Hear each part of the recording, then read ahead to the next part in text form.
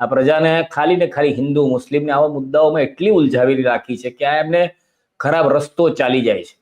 એના માટે એટલે આમ તો પ્રજાનો અવાજ જ આ લોકોએ છીનવી લીધો છે.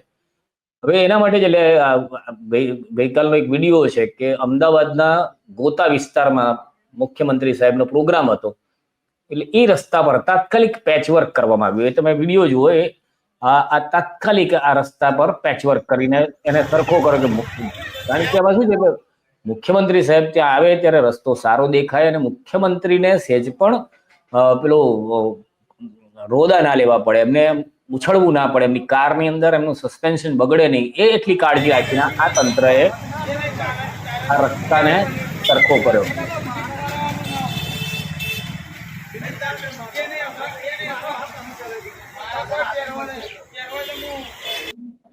હવે આ જ એક જગ્યાએ ત્યાંથી મુખ્યમંત્રીની ગાડી જવાની નથી, પણ છતાંય બધી જગ્યાએ સરસ કામ કરી નાખ્યું એમણે. હવે આ કામ કર્યું એટલે ઘણા લોકોએ એવા પણ પ્રશ્નો ઉઠાયા કે સાહેબ અમારા વિસ્તારમાં પણ આવો. એટલે એવો એક નિકોલ કે એવા કોઈ વિસ્તારનો એક વિડીયો પણ કાલે રાતના મારા ધ્યાનમાં આવ્યો હતો, એ સાથે જ હતો એની અંદર, કે જે અમારા ત્યાંના રસ્તા આવા છે તો એ રિપેર થાય. એ રસ્તા કેવા છે જુઓ, તમને એ રસ્તો પણ બતાવું. એ આવો રસ્તો